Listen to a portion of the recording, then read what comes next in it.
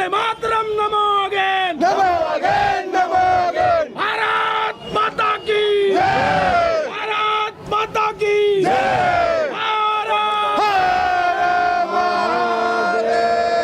हम लोग को बहुत दुख हुआ उस दिन जिस दिन ये सुना गया कि इस गठबंधन में कांग्रेस नहीं है। क्यों? क्योंकि अगर इस बार पूरे गठबंधन के साथ कांग्रेस भी आ जाती, कम्युनिस्ट भी सब आ जाते, तो एक ही बार में सब फैसला हो जाता कि आखिर देश चाहता क्या है। राहुल गांधी अपने पार्टी का विकास कर लें, अपने परिवार का विकास कर लें, वो कुछ न करने वाले हैं और न वो सत्ता में दोबारा रिपीट होने वाले हैं। इसलिए ये कोरी कल्पना है और देश की जनता इसको सिरे से 72,000 को नकार चुकी है। सर, मोदी जी के आने के बाद समस्या अपने आप खत्म हो जाएंगी। कोई समस्या ही नहीं है। मोदी जी आए, सब समस्या हर हर महादेव, सब समस्या हर हर महादेव, नमो हो गए, बात खत्म हुई। मोदी जी आवे और कुछ नहीं चाहिए हम लोग। विपक्ष अब तक कोई भी प्रत्याशी घोषित नहीं कर पाया है। इसका मतलब है कि विपक्ष सरेंडर बोल गया है।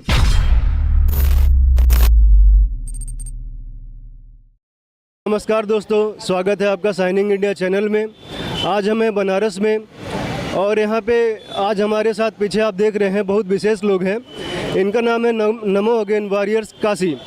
ये लोग पिछले 2 महीने से बनारस में घूम घूम के प्रधानमंत्री मोदी को दोबारा से चुनाव जितवाने के लिए प्रचार कर रहे हैं। आइए जानते हैं इनका प्रयोजन क्या है, क्या लक्ष्य है इनके। आइए भाई साहब, आप पिछले 2 महीने से हम लोग देख रहे हैं कि अखबार में, न्यूज़पेपर में आ रहा है कि आप लोग बनारस में घूम घूम के प्रचार कर रहे हैं। तो क्या प्रयोजन है आपका, किस लिए प्रचार कर रहे हैं? देखिए, पहली बात तो प्रधानमंत्री हमारे क्षेत्र से हैं, ये हमारा सौभाग्य दूसरी बार हमें मिल रहा है कि हम फिर एक बार प्रधानमंत्री चुनने जा रहे हैं। तो प्रधानमंत्री चुनने जा रहे हैं, इसमें जन भागीदारी और पिछली बार से भी ज़्यादा रिकॉर्ड मत पड़े, मोदी जी और रिकॉर्ड मतों से जीते, इसलिए हम स्वेच्छा से हम सभी लोग मोदी जी के लिए। स्वेच्छा से मतलब फंडिंग किसी पार्टी की है या अपने पैसा? नहीं, ये हम स्वयं सेवा से ही, अपने जन से। जी बिल्कुल, इसमें किसी से फंडिंग नहीं है, किसी से मदद नहीं है। क्या करते हैं आप लोग? हम तो वकील हैं, एडवोकेट हैं जी। रहने वाले कहाँ के हैं? यहीं बनारस के हैं, लक्सा के रहने वाले हम। तो बाहर से भी लोग हैं कि बनारस के ही हैं सारे? सभी बनारस के हैं। और यहाँ से सुनने में आ रहा है कि प्रियंका गांधी भी चुनाव लड़ने वाली हैं।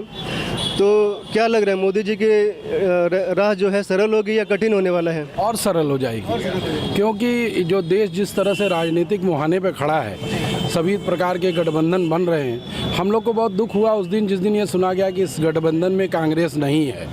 क्यों? क्योंकि अगर इस बार पूरे गठबंधन के साथ कांग्रेस भी आ जाती, कम्युनिस्ट भी सब आ जाते, तो एक ही बार में सब फैसला हो जाता कि आखिर देश चाहता क्या है। तो उस दिन थोड़ी तकलीफ हुई। अगर गठबंधन समर्थन कर दे और प्रियंका जी आ जाएं, तो मुझे लगता है देश का बहुत बड़ा नासूर काशी से बाहर हो जाएगा।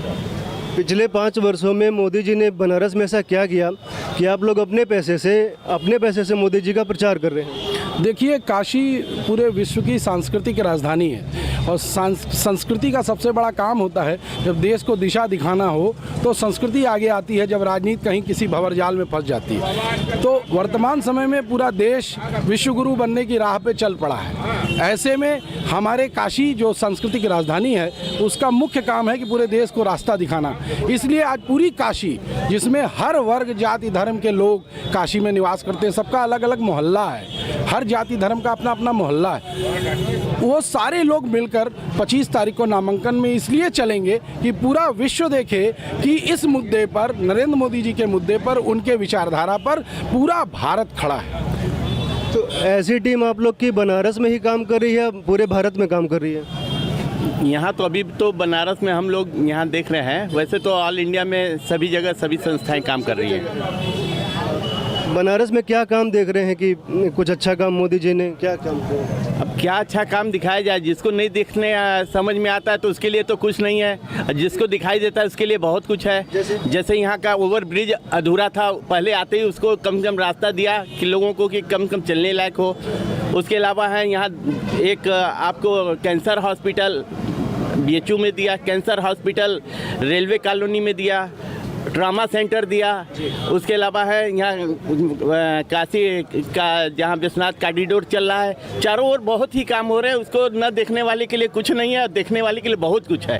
ये पब्लिक अपने से चल रही है, कोई पार्टी फंड से लोग नहीं आए हुए, इकट्ठा हुए। तो अब पहली बार हमें तो लगता है 70 साल में ऐसा पहली बार हुआ होगा कि पब्लिक किसी का प्रचार कर रही है। तो ये तो कितनी बड़ी बात है।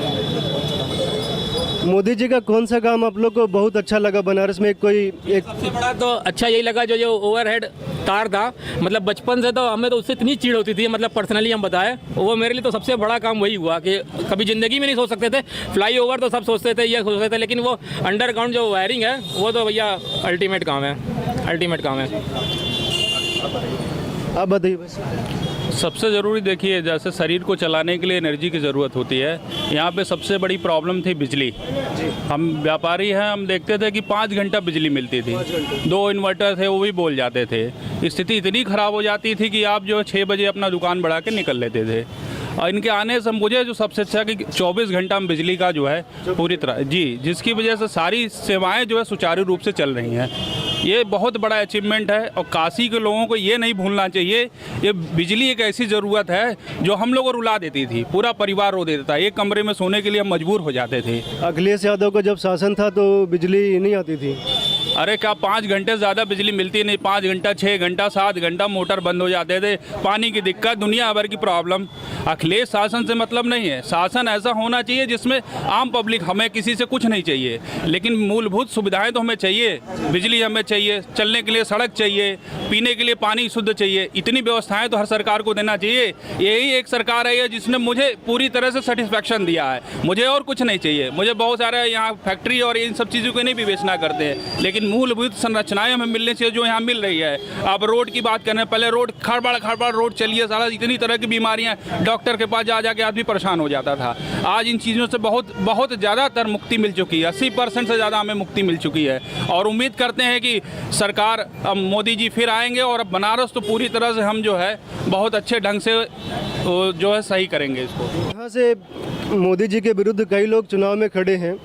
एक प्रियंका गांधी का भी नाम सुनने में आ रहा है, कितना टक्कर दे पाएंगे, क्या लगता है? बनारस उनका वेलकम करने को तैयार है। प्रियंका गांधी को शायद वो सीढ़ी चढ़ने से पहले ही गिर जाए, उनको बहुत ऊंचाई में जाना चाहिए था, लेकिन आज कांग्रेस का दामन जो शुरू से उन्होंने पकड़ा हुआ है और आज वो कांग्रेस की बिसात यहाँ से ख़त्म होने वाली है। लोग कहते हैं कि उनमें इंदिरा गांधी का दिखता है, इंदिरा गांधी दिखती हैं। इंदिरा गांधी जी एक अलग रूप था, हिंदुस्तान का अच्छी प्रधानमंत्रियों में से एक प्रधानमंत्री थी, बट उनके बाद उनके कोई भी खानदान भी क्या है, मुझे हमें तो ये भी शायद नहीं पता कि उनके खानदान में कोई एक होगा। 10 खानदान, जैसे राहुल जी के 3-3 पासपोर्ट घूम रहे हैं, 2-2 जगह से उसके वोटर आईडीज़ बन रहे हैं। तो हिंदुस्तान की सबसे बड़ी जो देश के नाम पे धब्बा है वो राहुल गांधी है एक। तो आप लोग ये जो कैंपेनिंग कर रहे हैं मोदी जी के लिए, तो आप लोग कुछ काम भी करते होंगे, तो उसके लिए समय कैसे चल रहा है काम आपका? 2 से 3 महीना अगर हम काम नहीं करेंगे तो शायद 5 साल भरपूर काम करेंगे। 2 से 3 महीने आप लोगों ने छुट्टी ले रखी है? बिल्कुल, एक तरीके से पूरी तरीके से छुट्टी ले रखी है। और हम लोग का काशी वेरियस नमो अगेन, ये आज लगभग 1.5 से 2 महीने से हम लोग रोज़ सवेरे किसी न किसी पार्क में जाते हैं, किसी न किसी सभा स्थल में जाते हैं, कहीं न कहीं अपने पैसों से, अपने तरीके से योगदान करके हम लोग कहीं न कहीं से मोदी जी के लिए कि दोबारा वो हमारे बनारस का गर्व हो और दोबारा ये प्रधानमंत्री के रूप में बनारस में आए, ये हम लोग के लिए सौभाग्य की बात है। क्या करते हैं सर आप लोग कैंपेनिंग में, क्या करते हैं, मतलब कैसे कैंपेनिंग हो रही है? कैंपेनिंग में हम लोग मोदी जी के कार्यों के बारे में बताते हैं। अभी आपने एक प्रश्न किया था कि प्रियंका गांधी यहाँ से मोदी जी को चुनौती दे रही है। पहले तो मैं आपको बता दूं कि विपक्ष अब तक कोई भी प्रत्याशी घोषित नहीं कर पाया है। इसका मतलब है कि विपक्ष सरेंडर बोल गया है। और प्रियंका जी का क्या सामाजिक योगदान है, क्या राजनीतिक योगदान है, कोई मेरा लड़का है तो मेरा दायित्व तो वो पूरा नहीं कर पाएगा। वो नेहरू गांधी परिवार की हैं, तो इसका मतलब ये नहीं है कि वो बहुत बड़े सामाजिक व्यक्ति हैं। मोदी जी ने बनारस के लिए वो काम किया है कि यहाँ पर्यटन के क्षेत्र में बूम आ गया है। सारे होटल, रेस्टोरेंट सभी ज़बरदस्त चल रहे हैं, यहाँ का व्यवसाय दूना हो गया है। तो ऐसे व्यक्ति जो यहाँ पे विकास की पूरी एक गंगा बहा दिया है, उसको कैसे यहाँ की पब्लिक हटा सकती है? तो वो डर रहे हैं कि किसको लाएं, कहाँ से एक हम किंग कांग पकड़ के ले आएँ। वो ले आएँ, चाइना से ले आए, पाकिस्तान से ले आए, लेकिन कुछ भी होने वाला नहीं है उन लोग का। और प्रियंका गांधी अपनी राजनीतिक हत्या करने के लिए मोदी के खिलाफ चुनाव लड़ रही हैं। आज वो अगर चुनाव लड़ गई तो ये हमेशा के लिए जो कैंसर है ख़त्म हो जाएगा। सर 2-3 कार्य बताइए मोदी जी के, जिससे लगता है कि बनारस की जनता प्रसन्न है, और क्या समस्याएं हैं जो अभी हल करना बाकी है?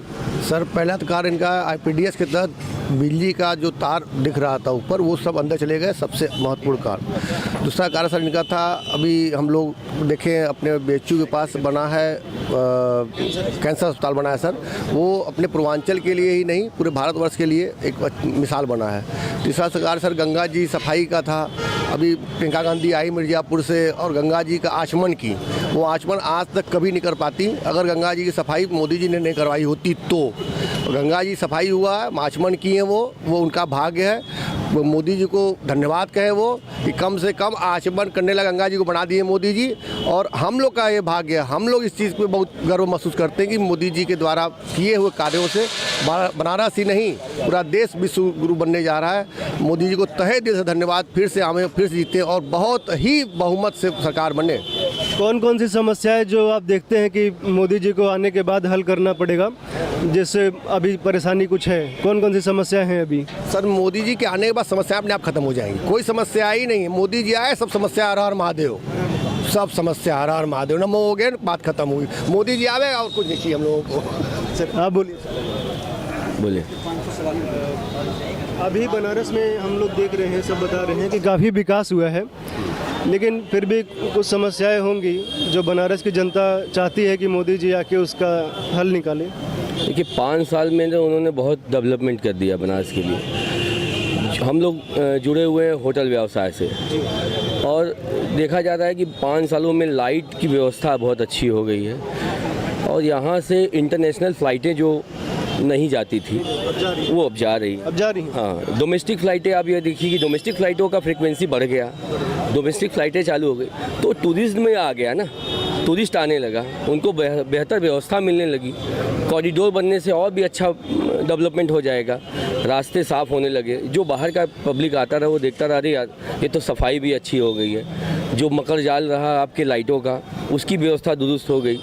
अभी पुनः 5 साल 10 साल उनको और देना है, धीरे धीरे डेवलपमेंट हो रहा है। अब ये आप चाहेंगे 5 साल में तुरंत ये नहीं होगा। राहुल गांधी कह रहे हैं कि वो सत्ता में आएंगे तो 72,000 गरीब को मिलेगा साल में। राहुल गांधी अपने पार्टी का विकास कर लें, अपने परिवार का विकास कर लें, वो कुछ न करने वाले हैं और न वो सत्ता में दोबारा रिपीट होने वाले हैं। इसलिए ये कोरी कल्पना है और देश की जनता इसको सिरे से 72,000 को नकार चुकी है। मोदी जी सबको काम दे रहे हैं, कामगार बना रहे हैं, रोजगार, हर आदमी रोजगार देने की सोच रहा है। आज हमारे पास अगर रोजगार की व्यवस्था है, खुद हम सेल्फ एम्प्लॉयड हैं, हम काम दे रहे हैं लोगों को, तो ये हमारे लिए, हमारे देश के लिए गर्व की बात है कि हम दूसरे को काम दे रहे हैं। मोदी जी का ये व्यू है कि सबका साथ सबका विकास, सबको साथ लेकर चलिए और सबका विकास कीजिए। न किसी धर्म, किसी मजहब की बात करते हैं वो, किसी वर्ग विशेष की बात करते हैं वो तो पूरे देश की बात करते हैं, 125 करोड़ देश की बात करते हैं। आर्टिकल 370, आर्टिकल 35 से देशद्रोह कानून, ये सब कितने बड़े मुद्दे रहेंगे आपके लिए चुनाव में? देखिए भैया, आर्टिकल 370 हो या आर्टिकल 35A हो, ये तो अपने आप में बहुत बड़ा मुद्दा है। ये इतना बड़ा मुद्दा है कि इस मुद्दे से देश हमेशा अपने आप को 2 भागों में बटा हुआ देखता है। कभी वो कहते हैं कि देश में 2 झंडा होना चाहिए, ये क्या मतलब? आज राहुल गांधी से अगर स्टेटमेंट पूछा जाए कि भैया ये आप देश में 2 झंडे की बात करने वाले पार्टी के साथ हैं, तो ये कौन सी बात होती है? देश में 2 झंडा चलेगा, देश हमारा एक और झंडा 2, ये कहाँ का नियम है? महबूबा मुफ्ती कहती हैं कि 370 हटा देंगे तो कश्मीर भारत से अलग हो जाएगा। कुछ नहीं, महबूबा मुफ्ती हो या वहाँ के अलगाववादी नेता हो, सिर्फ वही चाहते हैं कि 35A, आर्टिकल 35A या 370 हटे ना। बाकी लोकल जनता वहाँ की यही चाहती है कि ये सब हट जाना चाहिए और हमको विकास चाहिए। कश्मीर की जनता भी चाहती है कि हमको विकास चाहिए। मोदी जी अगली बार प्रधानमंत्री बनेंगे तो ये कश्मीर का जो मुद्दा है इसको हैंडल कर पाएंगे? आर्टिकल 370 हटा पाएंगे?